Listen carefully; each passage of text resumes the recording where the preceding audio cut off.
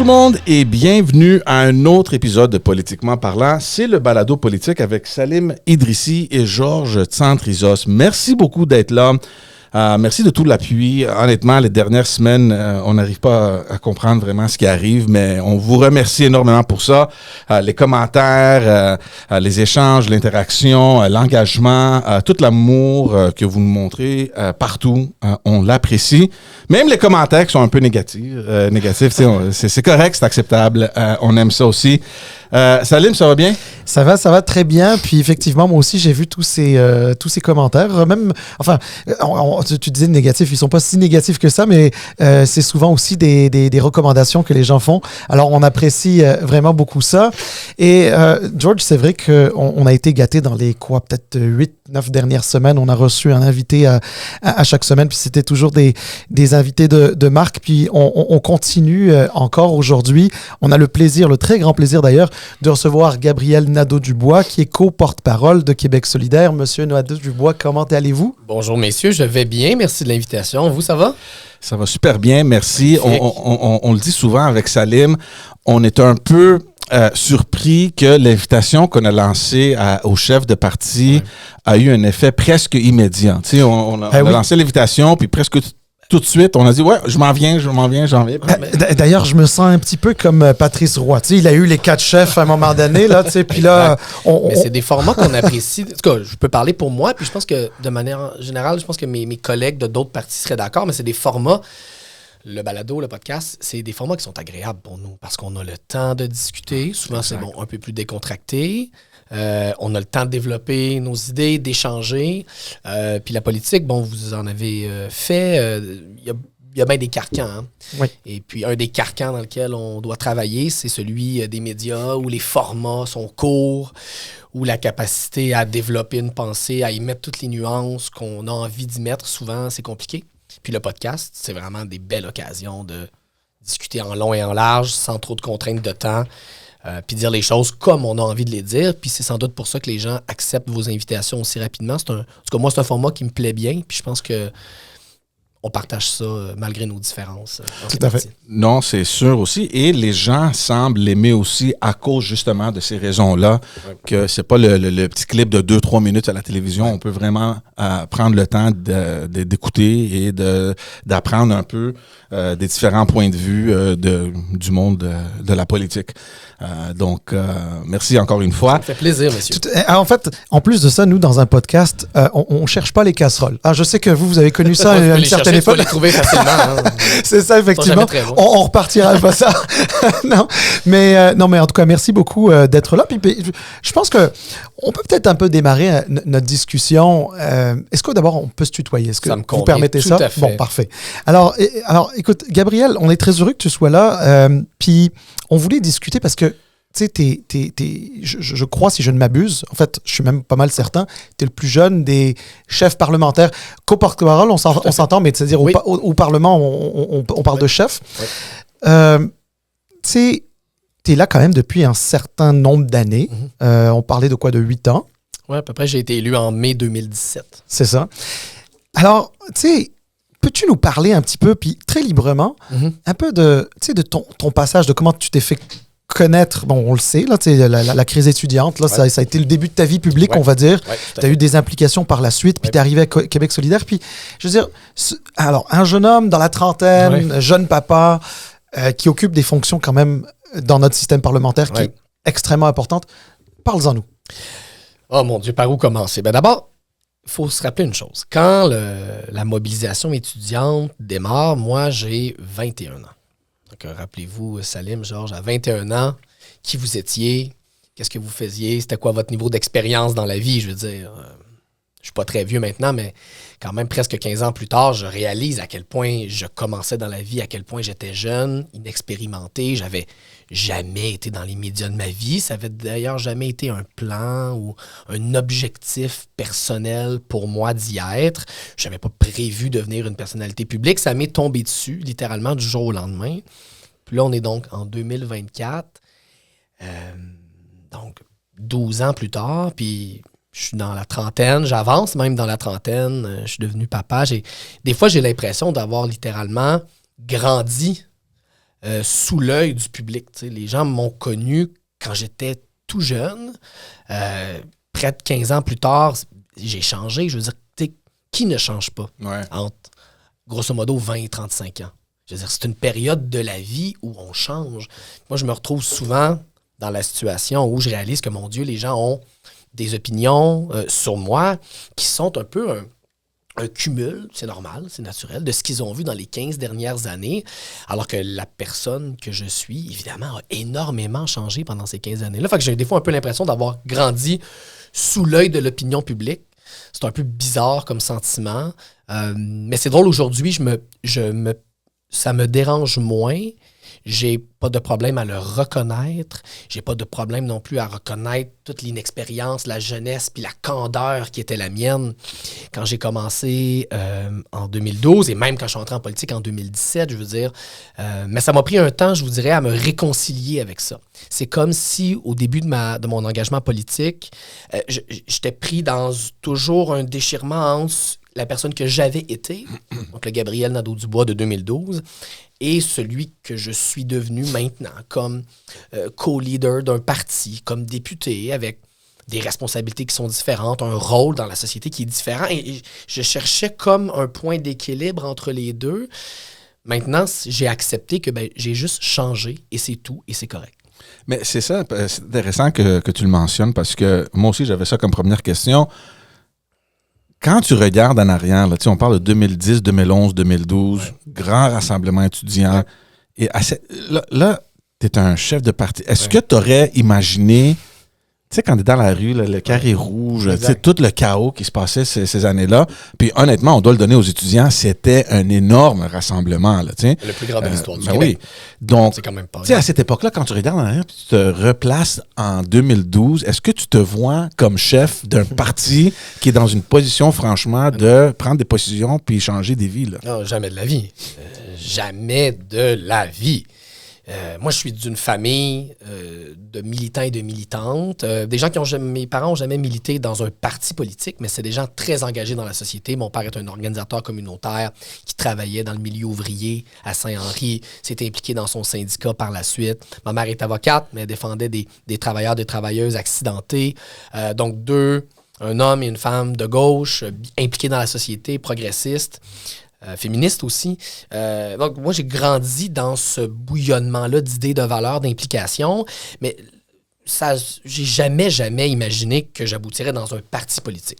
Donc, je savais, dès mon plus jeune âge, dès mes années à l'école primaire, que je serais quelqu'un d'engagé, que je le serais sans doute toute ma vie. Pour moi, c'est comme une deuxième nature. C'est les valeurs que mes parents m'ont transmises. Si je faisais pas ça, honnêtement, je sais pas ce que je ferais, là. Ça donne du sens à ma vie.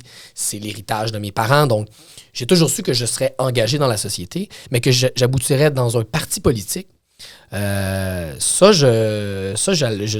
Non seulement je le pensais pas, mais même je l'excluais. Ça ne m'intéressait pas dans ces années-là. Puis c'est beaucoup plus tard, en 2014, 2015, que je me suis mis à y réfléchir puis à l'envisager. Puis ça a abouti sur mon arrivée à Québec solidaire en 2017. Là, je veux juste revenir à ce que tu disais tantôt, que tu as pratiquement grandi dans le Parlement, dans cette vie publique-là. Pas dans le Parlement, par contre. Mes parents n'étaient pas impliqués dans un parti politique. Je veux dire, tu sais, on a l'impression que le petit jeune étudiant, là, il est élu, tout jeune. Oui. Tu grandis sous l'œil public, tout le monde te regarde aller et à évoluer dans ce secteur-là. Ouais. Et c'est intéressant ce que tu as dit parce que là, tu dis que j'ai accepté ça parce que c'est pas nécessairement qui j'étais, mais là, on a toute cette pression-là des gens qui veulent que tu sois d'une certaine façon ou, tu sais, il y a l'idéologie aussi du parti, il y a les positions, il y a tout ça qui rentre en jeu. Puis là, tu dis que, là, je l'ai accepté. Mais moi, je suis curieux parce que nous, c'est sûr qu'on a fait de la politique, on a rencontré beaucoup de députés, des députés qui ont fait de leur carrière, quel que soit le domaine ou l'industrie, puis ils viennent en politique, tu sais, vers leur cinquantaine pour contribuer, tu sais, le dernier chapitre professionnel pour redonner. Il y avait aussi des jeunes, mais c'est des jeunes qui étaient quand même, qui avaient quand même une certaine expérience professionnelle, soit comme avocat ou homme d'affaires, femme d'affaires, whatever. Donc, il y avait un petit background qu'ils voulaient peut-être mettre au service du public. Toi, tu sors de l'université, puis tu sautes en plein dedans dans l'arène politique, puis là, il y a aussi la vie personnelle, tu sais, il y a les relations, là, t'es marié, là, il y a un enfant. Puis de notre côté, de notre point de vue, les élus qu'on a vus ou avec lesquels on a travaillé, c'était déjà une phase qui était déjà complétée. Ouais. Et la politique est venue après. Donc, tout ce jumelage-là, moi, je trouve ça intéressant. Comment tu t'as fait pour vivre avec ça? Je sais que tu dis que je l'ai accepté, mais ça n'a pas dû être simple non plus. Là. Moi, il faut savoir que il faut se rappeler qu'avant même d'arriver au Parlement et d'être élu, moi, à partir de 2012, je suis une personnalité publique. Ouais. Donc, j'ai 21 ans et du jour au lendemain, tout le monde me reconnaît dans la rue. Ouais. Déjà, ça a été quelque chose que j'ai dû apprendre, que j'ai dû accepter. Ça vient avec, bien sûr, des privilèges.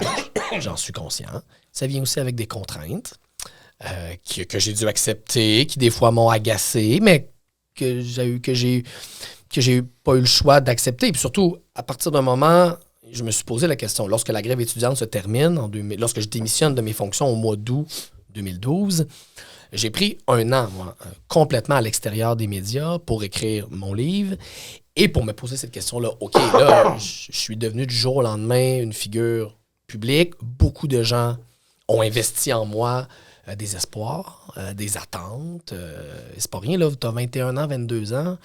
T'as même pas encore ton bac, puis le monde, il t'arrête dans la rue puis ils te disent tu vas être premier ministre. Ouais. Puis je dis pas ça pour me vanter, je veux dire... Non, c'est la perception des gens. C'est ça qui m'est arrivé, puis j'étais pratiquement un adolescent. Donc là, qu'est-ce qu'on fait avec cette charge-là? Qu'est-ce qu'on fait avec cette pression-là, mais aussi cette responsabilité-là? Puis je me la suis posé la question, grosso modo, pendant un an. Puis la décision que j'ai prise au terme de cette année de réflexion-là, c'est je vais continuer sur le chemin de l'engagement. Puis c'est devenu... je suis allé travailler dans le mouvement syndical, dans le mouvement écologiste. J'ai lancé des mouvements, j'ai fait du financement pour les mobilisations écologistes à l'époque contre les projets de pipeline. Je me suis engagé dans la société de toutes sortes de manières. J'ai été chroniqueur à la radio pendant 2 ans. Puis c'est le choix que j'ai fait au terme de cette année de réflexion-là de demeurer dans ce chemin-là de l'engagement, de continuer à ma manière, essayer d'influencer le Québec dans la direction qui, moi, m'apparaît la meilleure. Puis depuis ce temps-là, j'ai pris mes décisions en fonction des valeurs qui sont les miennes. Puis j'ai l'impression d'avoir toujours respecté ces valeurs-là. Même si j'ai changé sur tellement d'aspects, j'ai l'impression que sur le plan des valeurs, je suis resté fidèle aux premières raisons qui m'ont amené à m'engager dans la société il y a bientôt 15 ans. Alors justement, pour faire un peu le trait d'union avec une discussion un peu plus profonde, un peu plus politique, donc je comprends qu'avec toutes ces implications-là, aussi l'environnement familial, etc., le choix de Québec solidaire, c'était un choix assez naturel. Il n'y a pas eu de... En effet, non, il n'y a pas eu beaucoup d'hésitation. Il n'y a pas eu d'hésitation. Donc, et l'implication avec Québec solidaire, est-ce qu'elle était dans l'objectif de devenir éventuellement un jour parlementaire, député, élu, puis qui sait peut-être plus dans le futur, ou est-ce que c'était tout simplement, non, je m'implique, puis on verra bien ce que ça va... Pour être bien honnête, moi, dans le fond, j'étais en réflexion... à savoir, est-ce que je souhaitais me présenter ou pas à l'élection de 2018? Okay. Au courant de l'année 2016, moi, j'ai démarré cette réflexion-là sur le plan personnel et j'étais en train d'envisager de me lancer en politique en 2018 jusqu'à ce que je reçoive un coup de téléphone de Françoise David qui me dit « Gabriel, au retour de Noël, je vais démissionner. Et j'aimerais ça que tu viennes prendre la relève comme député d'Angouin. » Là, disons que ma réflexion qui se faisait à petits pas, tout d'un coup, c'est pas mal fait accélérer. Mais un comté comme Gouin pour Québec solidaire, tu dis oui, point. Point oui, mais en même temps, c'est des gros souliers à chausser. Oui. J'étais tout jeune. À ce moment-là, j'avais pas fini de rédiger mon mémoire de maîtrise. Comme, oh boy, moi, j'étais en train d'y réfléchir peut-être pour 2018. Et là, il fallait qu'en un mois, je prenne ma décision. Puis Françoise m'avait dit, moi, je vais démissionner au courant du mois de janvier. Donc, prépare-toi, il y a des élections partielles qui vont s'en venir rapidement. Fait que ça a, disons, accéléré ma réflexion tout d'un coup. Je suis parti 10 jours au Mexique, seul. T'as pris tes vacances en avance. Exact. Que je vais avoir besoin de vacances. Je pars 10 jours au Mexique tout seul, puis je pense à ça. Je suis revenu, puis j'ai appelé ma gang de chums, puis mes parents, puis je leur ai dit « Ouais, je pense que ma vie va changer, les amis. » Ouais.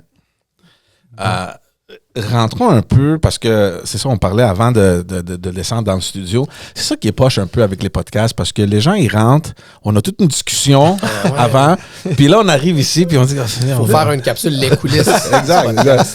On va mettre des caméras seulement pour cachées. Les abonnés payants. Contenu boni. Contenu boni. Non, c'était une semaine, mais c'est pas juste la semaine passée, mais depuis le retour à l'Assemblée nationale après les fêtes, c'est un peu rock'n'roll là, à Québec. Mais je veux rentrer parce qu'il y a quand même des propositions que vous faites, il y a des positions que vous prenez qui font l'actualité, donc on veut quand même en parler. La toute dernière, là, qui, dans le fond, sont tous récentes. Là, et c'est en lien avec les thèmes qui sont le plus importants. On parle de logement, on parle d'énergie, d'immigration, beaucoup. Mais justement, là, dernièrement, la toute dernière, on parle du projet de loi 21 qui revient dans l'actualité. Projet de loi 21, pour ceux qui écoutent ou qui regardent, juste pour les mettre un peu... pour les amener un peu à faire le lien, c'est un projet de loi qui a été voté dans la première... en 2019. En 2019. Dans le fond, c'était le retrait des symboles religieux des personnes qui travaillent dans la fonction publique en position d'autorité. Déjà en partant, ils avaient invoqué la clause dérogatoire. Là, la façon que ça fonctionne, évidemment, ça tient pour 5 ans, puis ensuite, on peut le renouveler. Puis on arrive là, cette année, c'est une année de renouveler cette clause-là. Et ça, c'est le projet de loi 52. Là, on sait que Marc Tanguay, la semaine passée, nous a dit qu'il allait voter contre. Vous, c'est un peu mélangeant, puis c'est peut-être le meilleur format pour peut-être expliquer aux gens, parce que initialement, le projet de loi 21, vous avez voté contre ce projet de loi-là. Toujours contre. Puis là arrive le renouvellement de la clause dérogatoire, puis votre position, c'est... Elle est nuancée, notre position. C'est vrai, puis c'est vrai que ça la rend plus complexe. Grosso modo, ce qu'on dit, c'est... Il y a 2 chartes des droits et libertés. Ça, des fois, on l'oublie. On parle beaucoup et souvent de la Charte canadienne des droits et libertés, qui fait partie d'une constitution que le Québec, malheureusement, n'a jamais signée. Donc, c'est une constitution qui a été imposée aux Québécois et aux Québécoises, puis il y a un consensus là-dessus dans l'ensemble des familles politiques au Québec. C'est pas normal que le Québec se soit fait imposer une constitution sans son consentement. Et la Charte canadienne des droits et libertés fait partie de cette constitution-là. Ce que les gens savent moins, c'est qu'au Québec, bien avant ça, on s'était voté ici, en 1975, donc c'est bien avant le rapatriement de la Constitution dans les années 80, une Charte québécoise des droits et libertés qui a été adoptée à l'unanimité de l'Assemblée nationale et que René Lévesque décrivait comme l'instrument fondamental d'expression des valeurs d'un peuple. Donc, 75, c'était pas... 75. Mais 75, c'était pas l'évêque encore? Non, la déclaration de l'évêque la déclaration date de 85, c'était à l'occasion du 10e anniversaire de la Charte. Il avait fait un discours, puis je le cite, en 85, mais la Charte, elle a été adoptée en 75. Et cette Charte-là, c'est notre Charte à nous. Là. Les Québécois et les Québécoises, on s'est voté ça. Puis on a inscrit dans cette Charte québécoise les valeurs du peuple québécois, notamment la liberté de religion, notamment le droit à l'égalité. En 2019, quand le gouvernement de la CAQ fait adopter donc la loi sur la laïcité, la loi 21, bien sûr, ils invoquent la Charte, ils invoquent la clause dérogatoire pour se soustraire donc à la Charte canadienne. De manière préventive. De manière préventive, ce qui était quand même audacieux et inhabituel. Mais ce qu'ils ont fait aussi, et ça, je trouve qu'on n'en parle pas assez, c'est suspendre la totalité de la Charte québécoise des droits et libertés. Aujourd'hui, et ça, je trouve qu'on n'en a pas assez parlé à l'époque et qu'on devrait en parler plus aujourd'hui. La loi 21, là, elle n'est pas seulement mise à l'abri de la Charte canadienne, qui en effet a une légitimité qui est un peu contestée au Québec. Elle est aussi mise à l'abri de la Charte québécoise, que le peuple québécois s'est doté pour protéger ses droits sur le territoire du Québec. Là, le projet de loi qui est sur la table, le fameux projet de loi 52, c'est un projet de loi où on va donc réactiver cette clause dérogatoire en vertu de la Charte canadienne. Et là, la CAQ nous dit ça, c'est pour protéger la capacité du Québec à prendre ses décisions sans ingérence du fédéral. Ils nous ont même dit que c'était de l'affirmation nationale. Alors nous, à Québec solidaire, on répond fort bien. Si c'est de l'affirmation nationale dont il s'agit, si ce que vous voulez, c'est vraiment protéger la possibilité du Québec de faire des lois au Québec sans ingérence d'Ottawa, fort bien. retirer la clause dérogatoire en vertu de la Charte québécoise. Accepter que votre loi, la loi 21, soit soumise au test de la Charte québécoise, qui n'est pas une charte imposée par quiconque, qui est une charte 100% québécoise. Et si vous pensez vraiment que votre loi 21, ça représente les valeurs du Québec, faisons-la passer par les tribunaux au test de la Charte québécoise. Ce qu'on veut, c'est dévoiler les véritables intentions de la CAQ. Parce qu'empêcher le fédéral de s'ingérer dans une décision du Québec, c'est une chose. Mais enlever à des citoyens et des citoyennes du Québec des droits que leur confère la Charte québécoise, c'en est une autre. Donc, dans ce cas-là, c'est pas de l'affirmation nationale. C'est juste enlever des droits à des citoyens et des citoyennes du Québec. Donc, pourquoi on ne jouera pas dans ce film-là. Donc, pourquoi ne pas tout simplement voter contre? Parce que là, si j'ai bien compris, vous dites on va voter pour.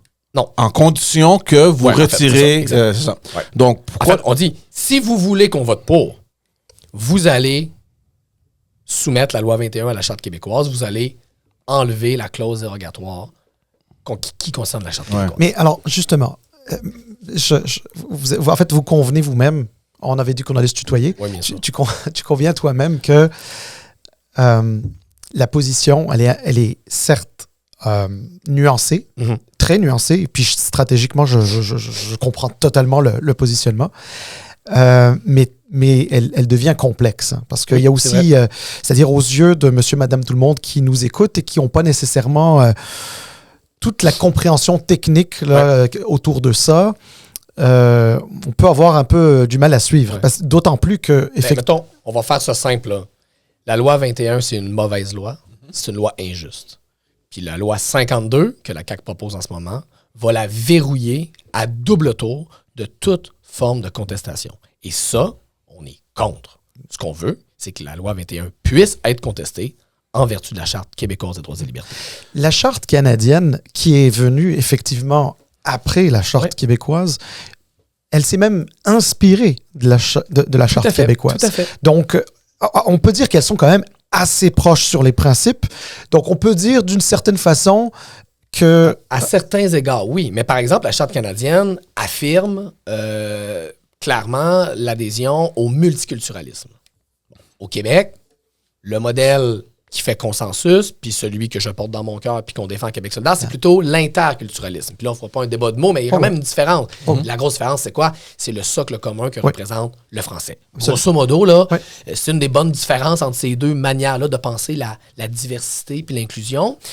Et ça, c'est une différence quand même entre la Charte québécoise et la Charte canadienne. C'est ça. Non, mais tout à fait. Mais c'est juste que ça n'a pas vraiment d'impact sur, sur un potentiel jugement et de contestation. Mais alors, tout ça pour dire que, dans le fond, est-ce qu'il n'aurait pas été préférable, tout simplement, de dire on vote contre, puis que le message soit juste plus clair, ou est-ce que c'est comment dire, la position souverainiste de Québec solidaire qui pousse à ce qu'on dise bon ben on pourrait la contester selon la Charte québécoise, mais pas la Charte canadienne?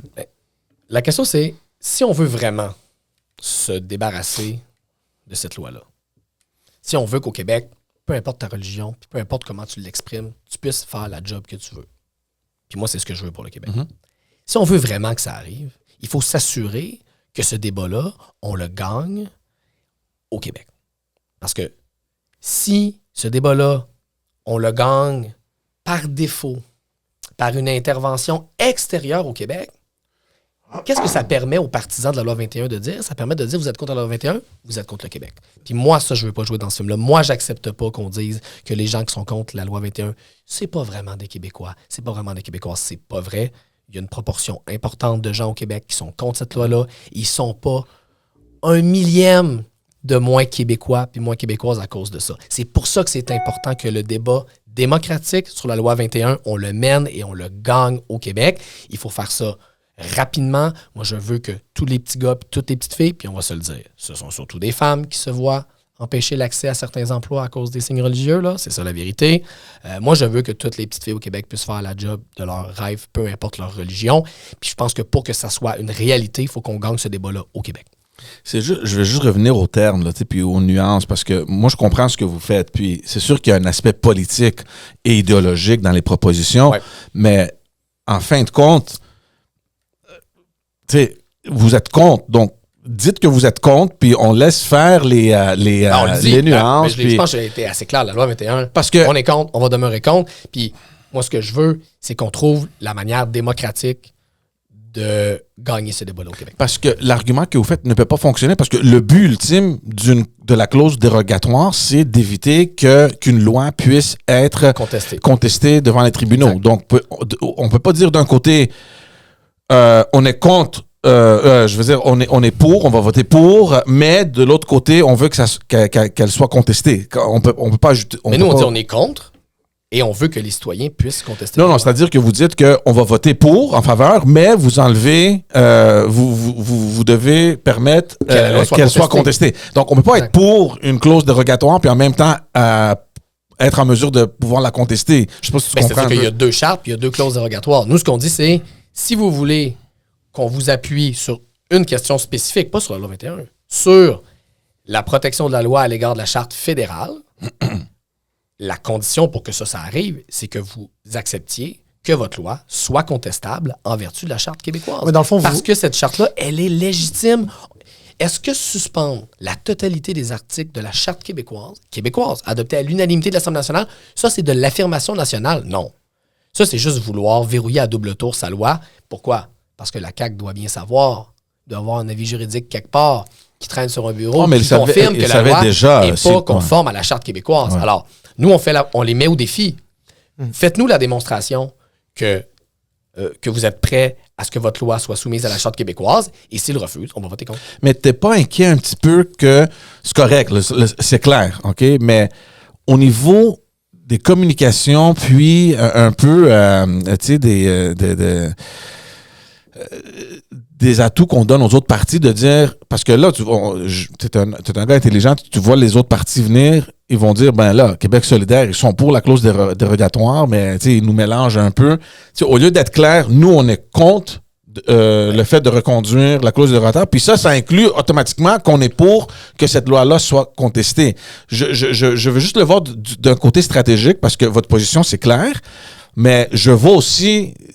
d'un point de vue d'un ancien stratège, les autres partis prendre ça et dire c'est pas clair leur affaire, là, qu'est-ce que vous faites? C'est sûr que c'est ce que nos adversaires vont faire. Ils ont déjà commencé. Je m'attends à ce que ça continue. Je m'attends à ce que nos adversaires nous attaquent là-dessus. La nuance, c'est vrai que ça passe pas toujours bien en politique. Après ça, on a des principes. Puis il y a des principes sur lesquels on veut pas piler.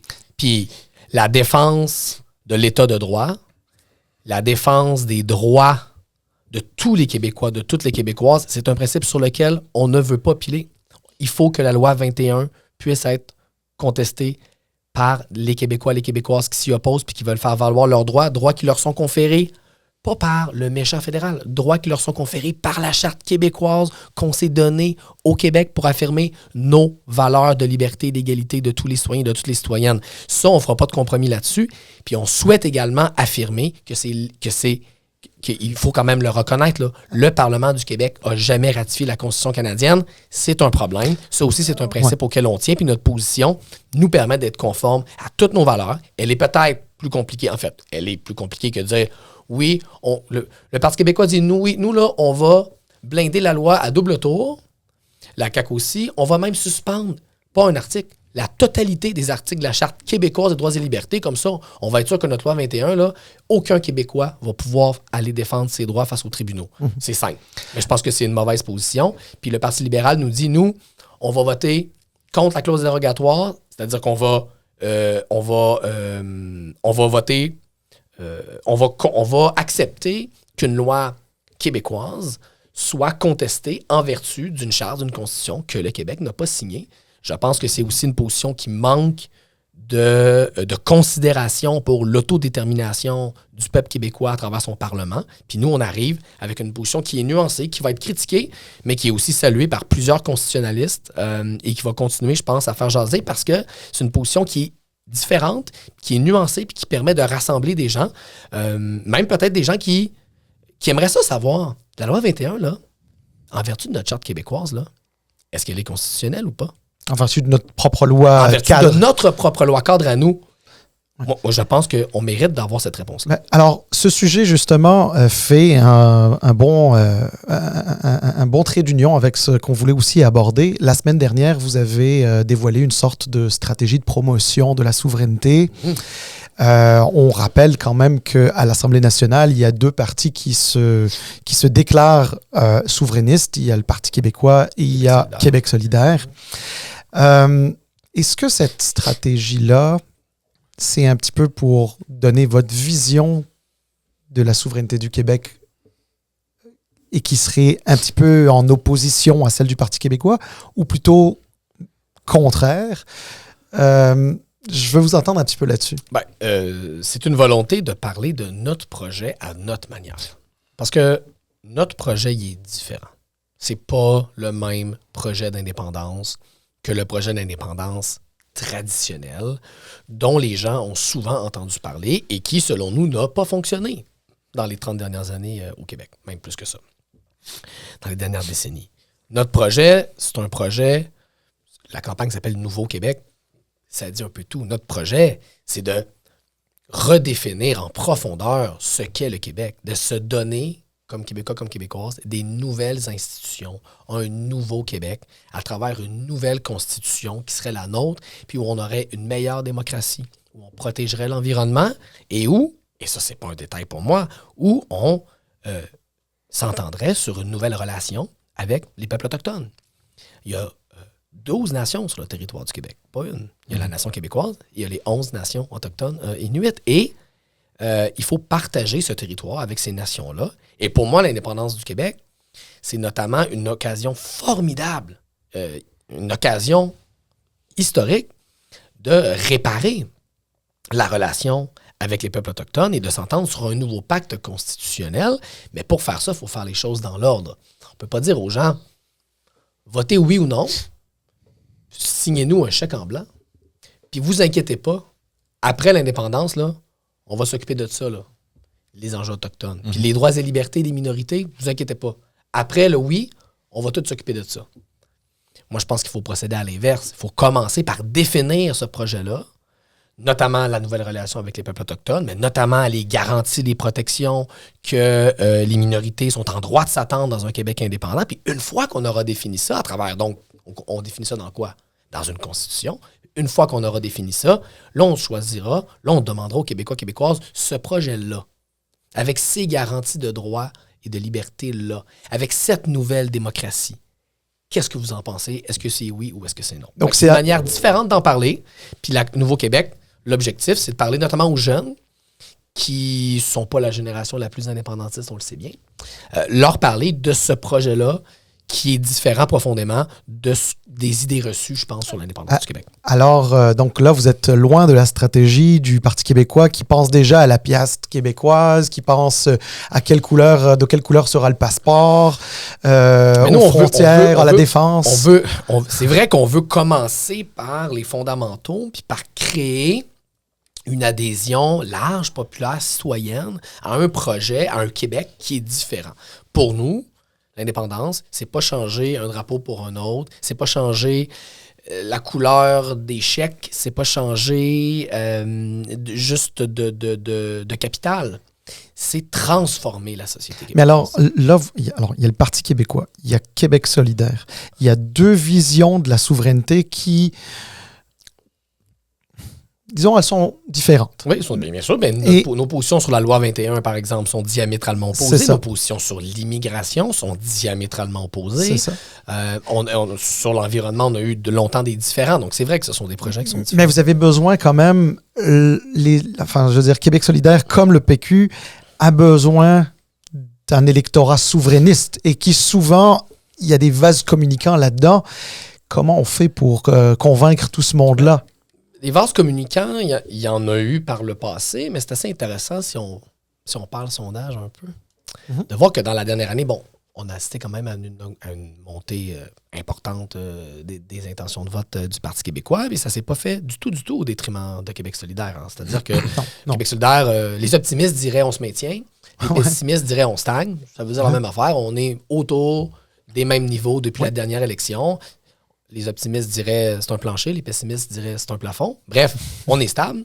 Puis le Parti québécois, lui, a quand même connu une remontée. Puis traditionnellement, bien des analystes se seraient attendus à ce qu'une montée du PQ se traduise presque automatiquement par une diminution de Québec solidaire. Et c'est pas le cas. Donc moi, les vases communicants, il y a toujours des vases communicants en tous les partis à peu près, mais je pense qu'il y en a peut-être moins qu'on croit, puis il y en a peut-être moins qu'avant. OK. Intéressant. Qu'est-ce qui arrive, puis c'est une question qu'on a posée à tous les chefs. Surtout, là, on parle des sondages, là, la montée du PQ. Puis une chose qui est discutée, surtout en arrière-scène, on ne discute pas trop ça dans les médias, c'est le résultat des libéraux. Donc, ils pensent qu'une montée du PQ va nécessairement amener aussi une montée du Parti libéral. Évidemment, il va falloir qu'il se cherche un chef, là. Mais il cherche, il faut juste qu'il le trouve. Exact. Donc, il cherche déjà. Hypothétiquement, là, tu sais, il cherche beaucoup même, certains diraient. Il cherche beaucoup. Le problème, c'est plus le trouver. Hypothétiquement, dans un monde où il y aurait un chef puis il serait prêt, il y a plusieurs analystes qui pensent qu'avec cette montée du PQ-là, avec le bris du vote de la CAQ, il va y avoir un retour vers un appui du Parti libéral du Québec. Est-ce qu'il y a une inquiétude que le vote souverainiste va se diviser comme ça a été auparavant? Écoute, on verra. Moi, je veux dire, qui avait prévu depuis la dernière élection qu'il y aurait un effondrement de la CAQ comme ça, une montée du PQ? Je veux dire, c'était très difficile à prédire il y a à peine 1 an et demi. Les élections sont dans plus de 2 ans, presque 3. Donc, on verra. La politique québécoise, elle est imprévisible. François Legault, j'ai appris une chose, il ne faut jamais le sous-estimer. Il a connu des creux de vague dans sa carrière et il est revenu à plusieurs reprises pour l'emporter. Donc, moi, je pense que tout est encore à jouer pour 2026. C'est vrai que la chefferie libérale, ça va brasser beaucoup de choses. Est-ce que le Parti québécois va se maintenir? Est-ce qu'il va descendre? Moi, je suis optimiste sur nos possibilités à Québec solidaire de croître. Moi, je pense que notre 16-17 %, là, entre vous et moi, là, parce qu'on est entre nous, n'est-ce pas? Personne nous écoute. Moi, je suis pas sûr que c'est un plafond. Moi, mon petit doigt me dit que c'est peut-être aussi un socle. C'est peut-être aussi un genre de bloc sur lequel on peut construire. Est-ce que c'est un plancher? C'est peut-être un peu fort, mais il y a là une base fidèle qui nous suit, sur laquelle on peut construire pour grandir un peu partout dans les régions du Québec. Donc, moi, je pense que tout est encore à jouer pour 2026. Mais alors, parlons de la croissance de Québec solidaire, parce que vraiment, c'est quelque chose qui, en tout cas, moi, personnellement, m'intéresse beaucoup. Puis, je crois qu'il y a beaucoup d'observateurs de la scène politique qui observent ça. Depuis pas très longtemps, vous avez une nouvelle collègue co-porte-parole, Émilise Lessartérien, qui vient d'une région, qui vient d'Abitibi, qui a déjà été... En fait, elle vient du Témiscamingue. Pardon, du Témiscamingue. Donc, on est au sud de l'Abitibi, région agricole, rurale. Exactement. Et donc... C'est une vraie région, disons ça comme ça. Absolument, absolument. Bon, alors, nous, on a déjà dit sur ce podcast-là, dans un échange, George et moi, puis moi, en tout cas, je disais que c'était une très bonne nouvelle pour Québec solidaire, en plus d'être une autre jeune. Donc, en fait, vous êtes littéralement le visage des jeunes au Parlement, même si elle n'est pas élue, mais vous comprenez ce que je veux dire. Puis, en plus de ça, elle provient des régions, puis votre croissance, je pense, en tout cas personnellement, je peux me tromper, à moyen terme, pour vous, elle est hors de Montréal. C'est là où il y a l'essentiel des comtés, des circonscriptions. Vous aspirez à diriger le Québec un jour, donc c'est ça que ça prend. Tout à fait. Justement, comment là, on arrive à concilier Québec solidaire du centre-ville de Montréal, enfin, de l'île de Montréal, disons, et Québec solidaire du Témiscamingue, par exemple, et des autres régions. Si j'avais la réponse, la recette facile en 3 étapes, je serais très heureux. On aurait déjà relevé ce défi-là et on serait en train de voguer gaiement vers le pouvoir. Fait que j'ai pas la recette. Mais vous avez une vision. Mais j'ai une vision, puis surtout, je vois des opportunités. Moi, l'élection d'Émilise, je suis d'accord avec toi, Salim, je pense que c'est une belle opportunité pour nous parce que c'est pas juste où elle habite, c'est pas juste son code postal, c'est ce qu'elle est et ce qu'elle incarne. C'est ça. Et je veux dire, Émilise, elle vit sur une ferme, dans une région agricole. des enjeux, donc par exemple, les enjeux d'agriculture, d'occupation du territoire, je veux dire, c'est des choses qu'elle vit dans son quotidien. L'éloignement des soins de santé, c'est une réalité qu'elle connaît, dont elle peut témoigner. Elle a un F-150 parce qu'elle a une petite exploitation agricole et donc elle en a besoin. C'est une réalité. Sur un rang, c'est une réalité, elle la connaît, elle peut en parler. Puis c'est sûr que c'est donc quelqu'un qui, si je disais, faites le portrait robot du solidaire typique, c'est pas ça que vous dessineriez. Ouais. Parce que les préjugés, généralement, puis je les connais, là, c'est un grand garçon, c'est un jeune urbain qui va à l'UQAM, qui fait du petit compost sur son balcon, puis c'est pas mal là ça que ça arrête sa connaissance de l'agriculture. Bon. Émilie, elle est complètement à l'inverse de ça. Elle incarne un Québec qui est pas celui-là. Je pense que ça amène une touche qui est différente. Et quand elle parle du Québec, les référents qu'elle mobilise, qu'elle utilise, c'est des référents qui sont différents puis qui parlent à des gens que peut-être moi, j'ai plus de difficultés à parler. C'est une des forces d'avoir un tandem comme ça, une espèce de ticket à deux personnes. C'est que ça nous permet d'avoir des discours qui sont complémentaires, des sensibilités qui sont complémentaires. Moi, je pense qu'Émilie, elle a beaucoup à nous apporter. Bien sûr, il va falloir que les Québécois apprennent à la découvrir. Puis ça va prendre un certain temps, elle va gagner en notoriété, mais je pense qu'elle amène une touche qui est différente et qui est très différente de celle qui était celle d'Amir. Amir était unique en son genre, ses qualités, ses défauts, mais je veux dire, il y avait une personnalité politique qui était forte. Françoise David était complètement différente d'Amir. Manon Massé était aussi très différente des deux premières. Elle est aussi très différente de moi. Et là, donc, on amène une nouvelle figure qui est elle aussi radicalement différente de celle qu'on a eue par le passé, puis qui, oui, peut parler à un Québec qu'on a eu plus de difficultés à rejoindre dans les dernières années. Oui, je suis très optimiste. Moi, je suis collé un peu sur le F-150. Puis, tu sais, c'est pas une image que tu as quand tu parles d'un solidaire ou d'une solidaire. Donc, là, le fait qu'elle est co-porte-parole, puis elle a une certaine influence sur la prise de décision. J'ai même une influence certaine. Donc, là, du point de vue de l'environnement, la protection de l'environnement, les émissions, puis tout ça, le fait que vous avez une voix qui vous ouvre une porte sur peut-être une réalité que, comme solidaire, plutôt rassemblé autour de l'île de Montréal, vous étiez peut-être pas au courant. Ouais. Qu'est-ce que ça change dans la plateforme ou dans l'approche? Bonne question, mais je vais quand même faire une nuance. En 2018, on a fait élire 10 députés et la moitié, 5, étaient à l'extérieur de l'île de Montréal. Donc, le plafond de verre de faire élire des gens à l'extérieur de Montréal, ça, c'est un plafond qu'on a déjà dépassé. On a Christine Labrie qui est députée à Sherbrooke, on a 2 députés à Québec. Avec le nombre de députés caquistes, là, en ce moment, le parti qui a le député dans le plus de régions après la CAQ, c'est vous. C'est quand même nous autres. Là. Bon, fait que, après ça, on dira, quand tu en as 90 du même parti, là, c'est facile, mais quand même, on est dans 3 régions distinctes, l'Estrie, Montréal, Québec. Donc, vous avez déjà été en Abitibi-Témiscamingue. Et on a eu une députée pendant 4 ans en Abitibi-Témiscamingue. Donc, le plafond de verre de sortir de Montréal, ça, pour moi, c'est une étape qu'on a déjà franchie. Ce qu'il faut, c'est sortir des villes. Et là, on a un défi. C'est notre prochain défi. Je suis d'accord avec ce que tu disais tantôt, Salim. C'est le défi pour nous pour continuer à grandir comme parti. Puis Émilie, elle a beaucoup de clés pour nous ouvrir ces portes-là parce qu'elle est différente. Mais ta question, c'était? C'était, dans le fond, tu sais, elle vient certainement avec une nouvelle approche. Oui, et sur l'environnement. C'était sur le F-150. Voilà. Puis, oui. Tu sais, oui, vous êtes dans plusieurs régions, mais c'est quand même près de grandes villes. Oui, c'est ça. Donc là, il y a quelqu'un qui vient puis elle vous dit, regarde, guys, j'ouvre cette porte-là, il y a un autre monde que vous ne connaissez pas. Nous, le F-150, c'est nécessaire. Là, donc, je ne sais pas qu'est-ce qu'on veut faire. C'est vital. C'est vital. Tout à fait. Puis quand je dis qu'elle nous amène une contribution, c'est notamment de ça dont je parle. Il va falloir trouver une manière pour les gens qui ont à cœur la lutte contre les changements climatiques. Il faut trouver une manière d'unir les gens derrière cette cause-là, puis d'éviter la polarisation entre la polarisation entre les gens des villes puis les gens des régions ou de la ruralité. Parce que, je veux dire, on n'a pas le choix de réussir le défi de la lutte au changement climatique. Puis ce que des partis comme la CAQ font, puis le Parti conservateur du Québec fait la même chose, c'est qu'ils utilisent la question environnementale pour nourrir cette division-là.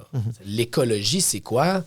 c'est une affaire de monde de ville qui veulent vous enlever vos camions, ils veulent vous enlever votre qualité de vie. Puis les autres, ils nourrissent la fracture. Puis ça nous éloigne de l'atteinte de nos objectifs de lutte au changement climatique. Puis c'est très inquiétant. Puis regardez, aux États-Unis, cette polarisation-là, elle est rendue complètement extrême. Moi, je veux pas qu'on s'en aille dans cette direction-là. Je veux qu'on s'en aille dans la direction inverse. Fait que comment nous, on fait comme premier parti écologiste au Québec? Je considère que cette palme-là nous revient. Là. Je pense qu'on est sur les questions environnementales, le parti qui a été vraiment leader dans les dernières années. Je suis fier de ça, puis je suis capable de le dire. Bien, comment nous, on fait pour avoir un agenda qui rassemble les gens? Puis on a commis des erreurs dans les dernières années, lors de la campagne électorale, tout le monde s'en rappelle. Il ne faut pas commettre ces erreurs-là à nouveau. Il faut avoir un programme de lutte au changement climatique qui unit les gens. Parce que, d'ailleurs, c'est pas les gens des villes qui vont vivre le plus les conséquences des changements climatiques. C'est quoi le secteur de l'économie? Le secteur le plus touché par les changements climatiques? C'est le secteur agricole. C'est ça. Après ça, je veux dire, regardez, c'est les forêts. Les inondations, là, l'érosion des berges, est-ce que c'est un problème sur le plateau Mont-Royal? Non, c'est un problème en Gaspésie, dans le Bas-Saint-Laurent, aux îles de la Madeleine. Bien sûr, il y a aussi des problèmes dans les villes. Il y a les îlots de chaleur, il y a les problèmes de traitement des eaux, parce qu'il va pleuvoir de plus en plus. Mais il y a beaucoup des impacts des changements climatiques sur le territoire québécois et sur l'économie québécoise qui vont être vécus en région. Fait qu'on n'a pas les moyens de se diviser sur ce que les Américains appellent des culture wars, hein, des guerres culturelles, des guerres de symboles. Il faut qu'on s'unisse, puis je pense que le peuple québécois est capable de s'unir derrière un agenda qui nous rassemble, puis d'avoir Émilise avec, disons, un poste de grande responsabilité à Québec solidaire. Je pense que ça va nous aider à relever ce défi. Alors, j'aime beaucoup le fil conducteur de cette discussion parce qu'il y a plusieurs éléments qui allaient justement m'amener à parler un petit peu d'environnement. Parce que là, on a parlé d'un parti qui va chercher quand même beaucoup de jeunes. Ouais.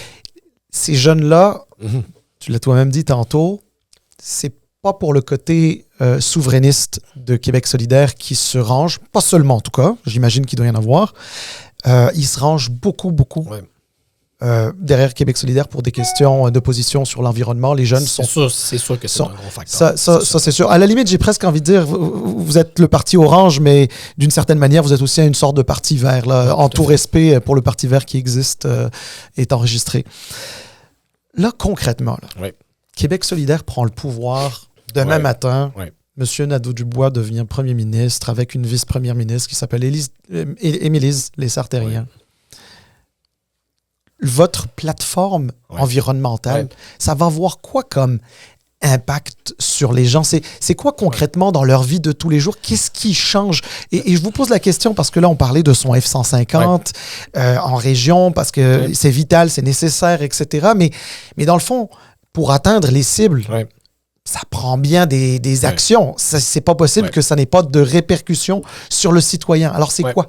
Bon, première étape, si on prend le pouvoir, disons, en 2026, nos cibles de réduction de gaz à effet de serre pour 2030, là, ça va être difficile de les atteindre. Là. Le plan actuel de la CAQ prévoit atteindre 48% de cette cible-là, même pas la moitié. Donc, je veux dire, la cible de 2030, là, ça va être compliqué. Je pense que la bonne chose à faire à partir de 2026 va être de se concentrer sur la carboneutralité en 2050.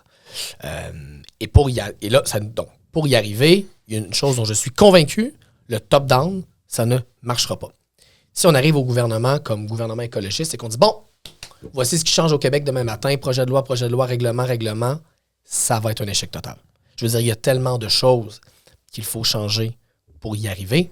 Il faut qu'on fasse ça, pas top-down, mais bottom-up. Il faut que ce soit une mobilisation de toute la société québécoise. Si on arrive au pouvoir, c'est qu'il y a quand même une bonne partie du Québec qui va voter pour nous. Puis ce qu'on va faire, c'est qu'on va asseoir le Québec autour d'une table. Les entreprises, les syndicats, le monde de l'éducation, le monde de la santé, les associations étudiantes, les Premières Nations, les Inuits. Là, il faut une mobilisation historique de toute la société québécoise pour y arriver. Il ne faut pas juste un bon premier ministre puis un bon ministre de l'Environnement. Il faut une planification sociale de cette transition-là pour que tout le monde travaille ensemble. Le privé, le public, les patrons, les syndicats, les régions, les villes, tout le monde va devoir faire un bout. Puis ça va être une grande mobilisation, comme a été la Révolution tranquille. La Révolution tranquille, là, ils ne sont pas arrivés un matin en disant « Bon, on fait une révolution ». Je veux dire, il y avait un mouvement de toute la société qui a poussé ces gens-là au pouvoir. Mais concrètement. Puis une fois au pouvoir, ils ont fait un plan de match, puis la société s'est transformée rapidement au Québec. Mais alors, mais concrètement, c'est-à-dire sur George, sur Salim et sur Émilie. Bon, d'abord, une priorité absolue. Il faut donner des alternatives à la voiture dans les endroits où c'est possible. Donc, moins d'auto. Dans les villes, dans les couronnes, dans les banlieues, dans les centres régionaux, on commence là. Il faut que les gens aient des alternatives. On ne peut pas dire aux gens on enlève des chars si on ne rajoute pas des alternatives aux chars. Les gens doivent se déplacer du point A au point B. Donc, on peut dire transport. Donc, transport. Donc, offensive historique de transport en commun. Les avions, on est un grand, c'est un grand territoire, là, le Québec. Oui. Puis les gens prennent l'avion pour se déplacer souvent. Les gens qui ont les moyens. Les gens qui ont, au Québec qui n'ont pas les moyens de prendre l'avion. Oui, mais ça pollue pareil. Tout à fait. Bon, alors, et puis il y a des gens aussi qui, parfois, n'ont peut-être pas d'argent pour aller aux îles de la Madeleine, mais parfois, ils peuvent se retrouver à Cuba. Donc, ils voyagent. Alors, est-ce que c'est des gens qui doivent... Est-ce que les citoyens doivent... Est-ce qu'ils auront peut-être à couper dans leur voyage? Est-ce qu'il faudrait faire du tourisme juste local? Moi, je ne crois pas aux approches autoritaires. Je pense qu'il faut commencer par donner des alternatives aux gens. Ça veut dire, comment ça se fait qu'en 2024, au Québec, on est une société riche, là? Comment ça se fait qu'à partir de Montréal, puis se rendre à Shawinigan, en transport en commun, c'est l'enfer. C'est un pèlerinage. Oh, c'est presque impossible. C'est presque impossible. Ouais. Je veux dire, je suis pas vieux, les gars, là. Moi, quand j'étais petit, là, je partais de Montréal, je prenais un autobus, je m'en allais voir ma grand-mère à Thetford Mines. Il y avait un autobus. Il n'y en a plus à cette heure. On a enlevé des services de transport interurbain dans les dernières années au Québec. On en a enlevé. Allez faire... Vous êtes déjà allé en Europe, les gens qui nous écoutent vont en Europe. Oui. C'est possible de planifier du transport interurbain, des autobus. Il faut relancer le ferroviaire au Québec. Je veux dire, on est en retard dans le développement du transport ferroviaire, du train. C'est épouvantable. Ça va prendre un certain temps. On ne peut pas faire tout en même temps, mais il faut commencer. Il faut investir massivement à l'intérieur des villes, à l'intérieur des centres régionaux, puis entre les villes et les régions. Puis l'objectif, c'est que sur un horizon, disons, de 15 ou 20 ans, ce soit possible pour une personne de partir d'ici à Brossard et de se rendre à Trois-Rivières en laissant la voiture à la maison et que ce soit pratique, rapide et confortable. C'est ça l'objectif. Il faut qu'au moins ça soit possible. Tant que c'est pas possible, on ne peut pas demander aux gens de changer leurs habitudes. Mais juste un dernier élément. Les gens vont peut-être avoir encore une voiture, hein? Ouais. Mais ils vont peut-être une fois sur 3 ou une fois sur 4 la laisser à la maison. Ouais. Mais c'est parce qu'on va s'entendre. Le changement climatique, c'est pas juste une question d'automobile. Il y a plus que ça. Par exemple, l'un des secteurs les plus fondamentaux, c'est le commerce de détail. Le commerce de détail est très polluant pour diverses raisons. Là. Surtout en plus maintenant avec les services du type Amazon, pour pas les nommer. Là. Comment je vais vous dire ça? C'est-à-dire... il faut que chaque secteur de l'économie ait des cibles et un plan pour les atteindre. Mais alors, oui, mais c'est-à-dire que ça se traduit forcément sur les gens, c'est-à-dire sur comment ils vont consommer.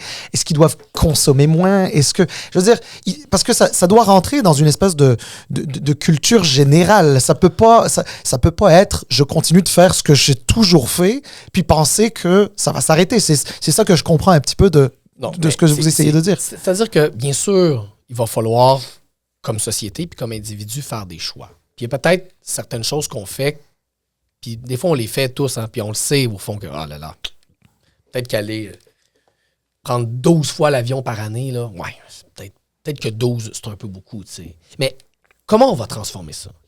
Moi, je pense que le top-down, ça ne marchera pas. Je pense que les approches autoritaires, ça ne fonctionnera pas. Il faut que les gens adhèrent. Puis pour ça, il faut développer des alternatives. C'est pour ça qu'en ce moment, on a le réflexe de prendre notre voiture parce que l'autobus, il ne passe pas souvent. Il n'est pas très confortable. C'est pas pratique. Là, faut aller à la garderie, pas les bonnes heures. Faut aller à l'école, c'est pas les bonnes heures. Puis là, des fois, c'est de Brossard à Montréal, ça va, mais là, entre Brossard et Repentigny, oublie ça, là, c'est le labyrinthe d'Astérix. Là. Bon, donc, il faut d'abord que le gouvernement fasse son effort de donner des alternatives disponibles aux gens. Une fois que ça, c'est fait, là, on peut entamer un processus en disant, OK, il y en a des alternatives, on encourage les gens à changer leur comportement. Moi, ce que je remarque, c'est qu'en général, quand on donne des choix aux gens, puis quand ces choix-là sont aussi faciles, aussi simples que les habitudes qu'ils avaient auparavant, les gens, ils sont capables de changer. Puis regardez, je vais vous donner un exemple qui est un mauvais exemple.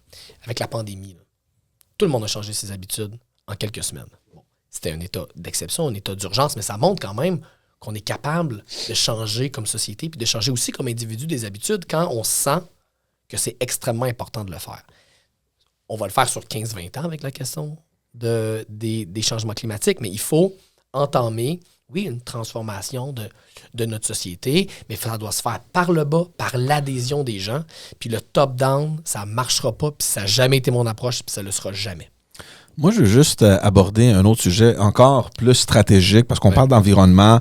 On a parlé un peu de cette déconnexion entre grandes villes puis régions. Puis, tu sais, je pense aux élections qui approchent. Puis, c'est sûr que chaque parti veut avoir une portion de leur plateforme qui touche un peu l'environnement. Puis moi, je me demande, est-ce que c'est sexy de parler d'environnement durant une élection? Puis, tu sais, comment on fait pour rejoindre les régions? Parce que c'est là où on doit multiplier nos députés. Mais là, il faut qu'on garde notre base active sur l'île de Montréal. Tu sais, comment est-ce qu'on gère ce terrain-là? Déjà, les choses changent. La politique change, la société change, puis le climat aussi change. Puis le fait que le climat change aide à ce que la politique change. Quand j'ai commencé à faire de la politique, ça fait pas si longtemps que ça fait 7 ou 8 ans, les changements climatiques, ce n'était pas un sujet populaire. On était seul à en parler à Québec solidaire. Les journalistes, ça les intéressait pas beaucoup, entre vous et moi. Les autres partis politiques, ça les intéressait pas beaucoup. Je veux dire, c'était un enjeu de marge. C'était un enjeu de niche. Ça a changé depuis. Quand même, qu'on le veuille ou non, pour le meilleur et pour le pire, la dernière élection au Québec, je pense que c'est la première élection où la question environnementale était réellement au cœur des débats. Les débats des chefs se sont ouverts ou pratiquement ouverts sur des segments entiers sur les changements climatiques. Juste il y a 7-8 ans, on ne voyait pas ça, là. Donc quand même, moi je suis optimiste. Il y a des choses qui ont changé. L'environnement, ça pèse beaucoup plus lourd aujourd'hui dans le choix des électeurs que ça pesait il y a quelques années. Les 2 dernières années qu'on vient de vivre, là, les feux de forêt, les inondations dans Charlevoix, regardez l'hiver qu'on est en train de connaître. Forcément, là, le fait que les changements climatiques ont commencé et que là, on commence à le voir, là, moi, je veux dire, je pensais que je serais capable de faire du ski avec ma petite. Là. Je pense je sais pas si je vais être capable, puis là, je commence ça commence à m'attrister. Je me dis, hey, elle a juste 2 ans. Elle va être capable de patiner sur une patinoire extérieure là, dans 3-4 ans, là, quand elle va commencer, là? Moi, je veux dire, ça me fait de la peine, ça. Puis ça, c'est concret, c'est un vrai... vrais changements dans la vie des gens. En passant, juste pour faire du pouce sur ce que tu viens de dire, littéralement, c'est une histoire vraie de cet hiver, je n'ai pu patiner avec mes filles que une seule fin de semaine. C'est triste, Une seule, parce que ça fondait. Exact. Donc, ça, c'est des... Bon, évidemment, on prend des exemples qui peuvent avoir l'air un peu banal, mais qui touche les gens pour vrai. C'est des belles traditions qu'on est en train de perdre au Québec. Ça veut dire que les changements climatiques, c'est plus de la théorie, c'est plus des discours. Les scientifiques nous prédisent qu'en 2037, il va y avoir 1,9 degrés. Puis là, le monde, ils sont comme, de quoi tu me parles? T'sais. Là, on n'est plus capable de patiner avec nos flots. Qu'est-ce qui va arriver avec le sirop d'érable? On va-t-il en avoir encore au Québec ou ils vont rien faire ça en haut du lac Saint-Jean parce qu'il va faire trop chaud dans le sud du Québec? C'est les routes qui vont se mettre à s'effondrer parce qu'il y a de l'érosion des berges, les feux de forêt. Donc là, on est dedans. Puis là, c'est plate qu'on ait besoin de ça, là. Mais là, moi, je trouve que c'est en train de changer le débat. Puis un gouvernement, la CAQ, qui a été élu en 2018 sans avoir le début de l'ombre d'un plan d'environnement, aujourd'hui, quand même, a un plan de lutte au changement climatique, a un plan en adaptation au changement climatique. Pour moi, c'est des plans qui manquent absolument d'ambition. Mais au moins, le François Legault de 2024 parle beaucoup plus d'environnement que le François Legault de 2018. Puis ça, c'est pas juste à cause de Québec solidaire, c'est à cause que l'enjeu de l'environnement est en train de plus en plus de s'imposer. Puis je pense qu'on a quand même contribué à ça un peu. Le temps file et on va bientôt terminer. Il y avait peut-être un dernier élément que je voulais discuter. Peut-être que George aura autre chose, mais moi, ça serait le dernier élément. Moi, je vais t'avouer, Gabriel, ça faisait très longtemps que je n'avais pas vu de magnifiques échanges entre un premier ministre et un chef d'une des oppositions. Puis je vais être très honnête avec toi, je t'ai trouvé super éloquent dans certains des échanges. Puis j'ai même dit à des gens de ma gang qui ne sont pas nécessairement des solidaires, là, ce gars-là, il porte une sorte de costume de chef de l'opposition, même si c'est pas ton titre, on s'entend bien. Chef de deuxième opposition, là. Et je me suis toujours dit que, bon, il y avait une espèce de pragmatisme qui était en train de s'installer, parce que Québec solidaire est un jeune parti politique, et forcément prend en expérience, gagne en expérience, puis tu le montrais vraiment très bien au Parlement. Là, c'est peut-être la seule question un peu difficile que je vais poser, puis je suis pas sûr qu'elle soit si difficile pour toi, mais je te la pose quand même. Est-ce que, justement, t'es pas pris entre le pragmatisme nécessaire pour pouvoir gagner des élections et gouverner le Québec, et quand on gouverne le Québec, on gouverne pour tout le monde, y compris pour ceux qui sont pas d'accord avec nous, et un parti politique où parfois, peut-être rough quand même. Là, on entendait beaucoup ça concernant le Parti québécois parce que ils avaient leur linge sale en public. Vous, c'est moins public, mais c'est quand même là. Et est-ce que t'es pas pris un peu entre... C'est quand même pas mal public, je te dirais. Oui, non, mais quand je dis public, c'est ça. Non, mais quand je dis pas public, c'est pas que c'est caché, c'est juste que c'est juste que voilà, c'est votre façon aussi qui d'une certaine manière est très admirable d'échanger. Mais alors, est-ce que t'es pas pogné entre un pragmatisme nécessaire et une base militante qui peut être parfois difficile à discuter avec? Québec solidaire est né a été fondé par des gens qui veulent transformer le Québec en profondeur. Et ça, cette passion-là, il faut la garder. Cette passion-là de dire, nous, on porte un projet qui est ambitieux, qui est différent, qui est un projet qui va vraiment transformer profondément le Québec. Moi, je veux qu'on garde cette énergie-là puis cette flamme-là, mais il faut faire des choix. Il faut prioriser certaines batailles. Il faut présenter une plateforme électorale qui est réalisable dans un vrai mandat d'un vrai gouvernement de 4 ans. Je pense qu'on est en train d'acquérir cette maturité-là. On chemine vers ça.